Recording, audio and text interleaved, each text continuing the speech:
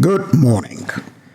This is Uncle P with Great Presbyterian Remunerations. It's a slot that wants to encourage you, to uplift you.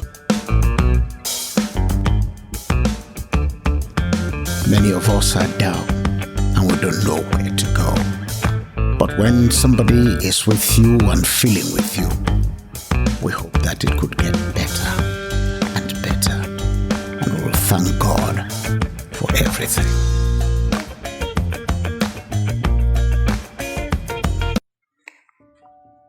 Have you ever doubted the existence of God?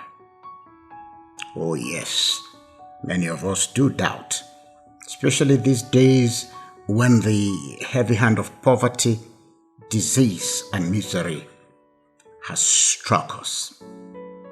But we see others living copiously in unexpected affluence. We complain aloud in disgust. If God really exists, why does He allow so much injustice? Why should there be so many imbalances in the way people live? How can some people live in squalor and others are in ostensible extravagance?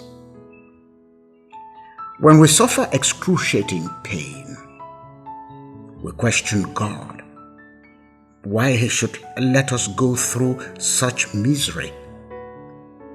Why can't He heal us like He did in the days past? Why do we have to struggle so much to make ends meet? And yet, we pray every day to this invisible and sometimes silent God. All the conflicts, the wars, the famines, the disasters, why should they happen only to some people? If God exists, does He have to mete out punishment only on people of certain parts of the world? Why can't He, like Jesus did, when He and His disciples were caught in a storm, just say, "Peace, be still"? If God exists, can one conclude He is unfair? I'll tell you a little story. It is of this young man who always wondered whether God still speaks to people.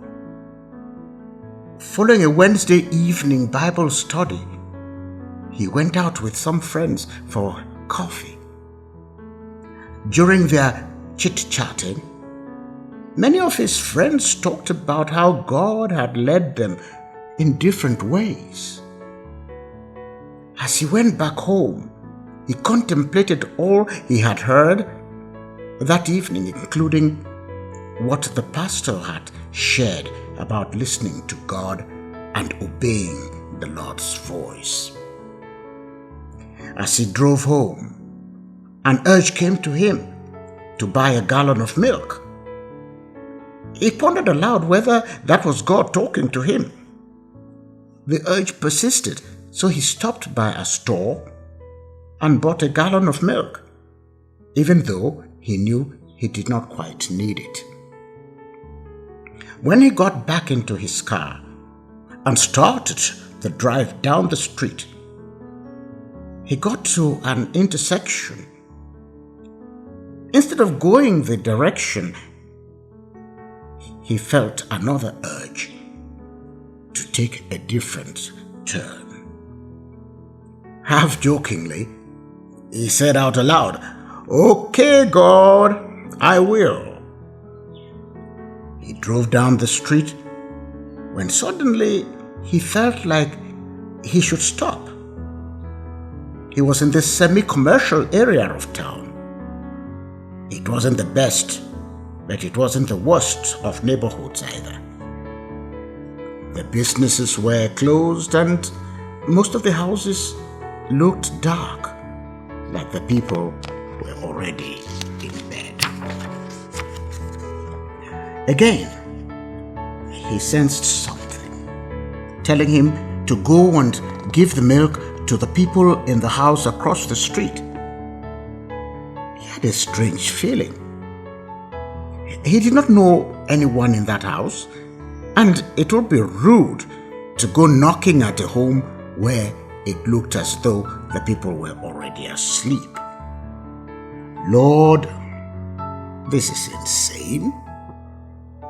Those people are asleep, and if I wake them up, they are going to be mad, and I will look stupid. The young man did go anyway to the house, despite the doubts he had. Some man answered to his knocking. He looked like he just got out of bed. He had a strange look as he asked the young man, "What is it?" The young man thrust the gallon of milk at him. "Here, I bought this for you." Without hesitation, the man took the gallon and rushed down a highway. Then, from down the hallway came a woman carrying the milk towards the kitchen.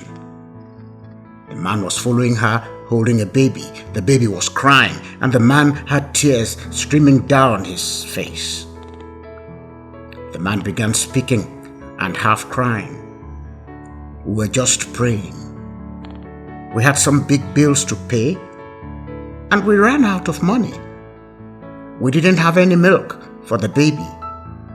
I was just praying and asking God to show me how to get some milk." His wife yelled out from the kitchen, "I asked God to send an angel with some. Are you an angel?" The young man reached out his wallet and pulled out all the money he had on him and put it in the man's hand, and he turned and walked away with tears rolling down his face. How else can one doubt that God exists? Could this be a coincidence, an accident, or is such a story an illusion? My friend, whatever doubts you may have about the existence of God, one thing I know: He exists. It is only in our disobedience that we build doubts in our minds. This is Uncle P with Great Presbyterian Remuneration.